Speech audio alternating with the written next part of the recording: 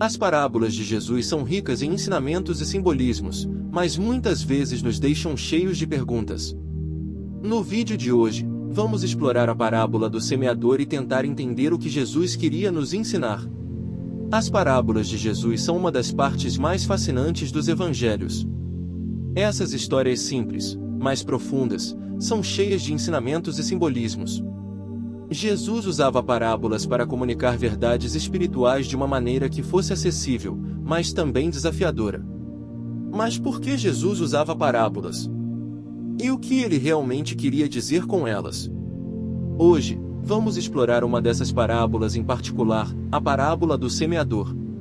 Esta história, que pode parecer simples à primeira vista, contém camadas de significado que revelam muito sobre como recebemos e respondemos à palavra de Deus. A parábola do semeador é encontrada nos 3 primeiros evangelhos, Mateus, Marcos e Lucas. Ela nos desafia a refletir sobre nossa receptividade à mensagem de Deus e como podemos permitir que ela frutifique em nossas vidas. Então, prepare-se para mergulhar nesta poderosa parábola e descobrir o que Jesus realmente queria nos ensinar. Vamos juntos desvendar esses mistérios.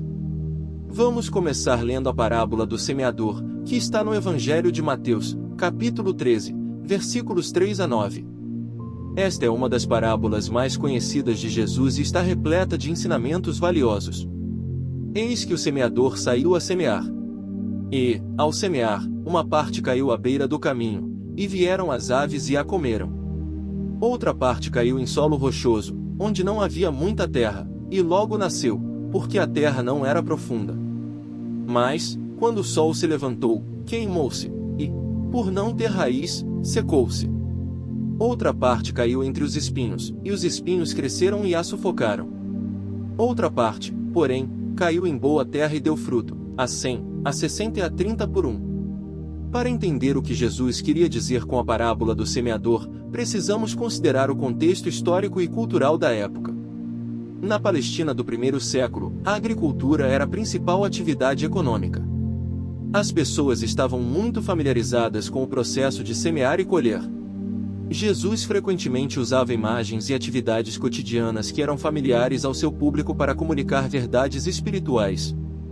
A prática de semear sementes à mão, conhecida como semeadura a lanço, era comum. O agricultor lançava as sementes indiscriminadamente, sabendo que nem todas germinariam, mas confiando que algumas encontrariam solo fértil. Esta prática de semear a lanço reflete a generosidade de Deus em espalhar sua palavra a todos, independentemente do estado do solo, ou seja, dos corações das pessoas. Cada tipo de solo mencionado na parábola teria sido reconhecido pelo público de Jesus.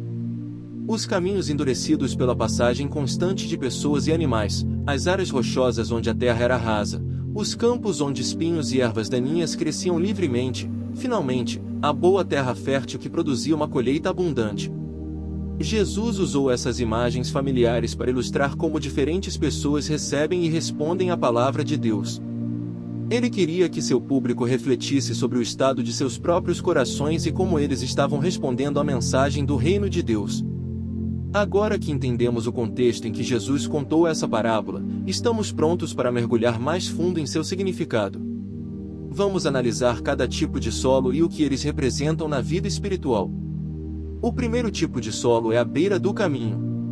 Aqui, as sementes caem no caminho e são imediatamente comidas pelos pássaros.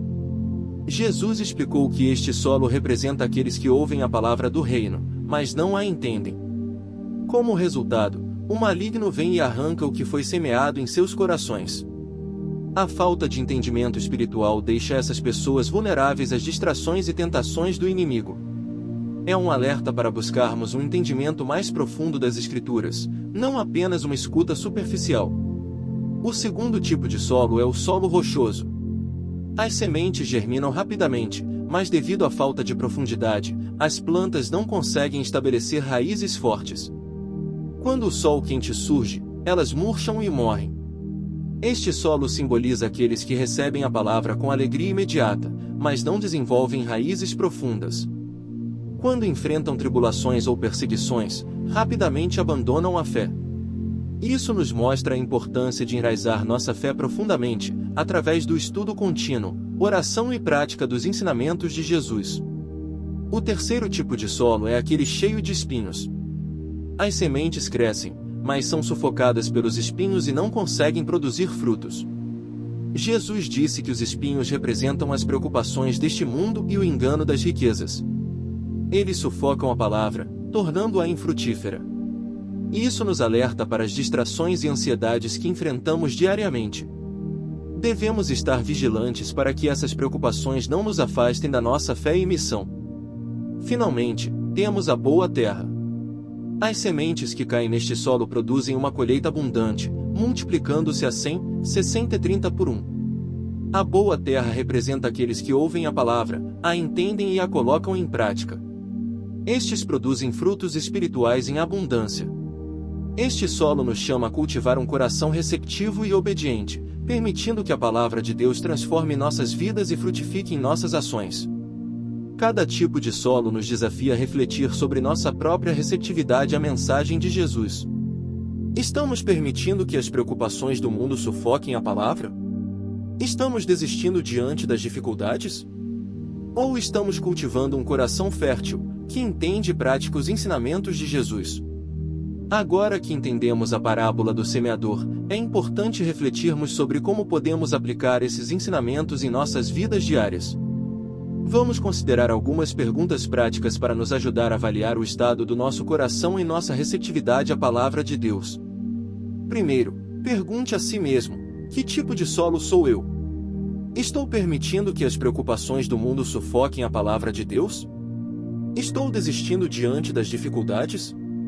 Ou estou cultivando um coração fértil que produz frutos? Tire um momento para refletir sobre isso. Talvez você queira anotar seus pensamentos em um diário espiritual ou compartilhar com um amigo de confiança. Aqui estão algumas ações práticas que podemos tomar para cultivar um coração receptivo e fértil. Dedique tempo diariamente para ler e meditar na palavra de Deus. Não se contente apenas com uma leitura superficial, busque um entendimento mais profundo. Utilize recursos como comentários bíblicos, estudos em grupo e sermões online para aprofundar seu conhecimento. Mantenha uma vida de oração constante. Peça a Deus para abrir seu entendimento e ajudá-lo a aplicar os ensinamentos bíblicos em sua vida. A oração nos conecta com Deus e fortalece nossas raízes espirituais. Envolva assim uma comunidade de fé. Compartilhar sua jornada com outros crentes pode proporcionar encorajamento e apoio mútuo. A comunidade oferece um ambiente onde podemos crescer juntos e ajudar uns aos outros a permanecer firmes na fé. Coloque em prática os ensinamentos de Jesus servindo aos outros. Busque oportunidades para demonstrar o amor de Deus através de ações concretas. O serviço aos outros é uma maneira poderosa de produzir frutos espirituais e impactar positivamente a vida de outras pessoas. Ao incorporar essas práticas em nossa vida diária, estaremos cultivando um coração como a boa terra, receptivo à palavra de Deus e capaz de produzir muitos frutos. Que possamos buscar sempre um entendimento mais profundo, uma vida de oração constante, envolvimento em comunidade e serviço aos outros. Lembre-se, cada um de nós tem a capacidade de ser boa terra. A escolha está em nossas mãos. Que possamos responder ao chamado de Jesus e viver uma vida frutífera e abundante. Espero que este vídeo tenha ajudado você a entender melhor a parábola do semeador.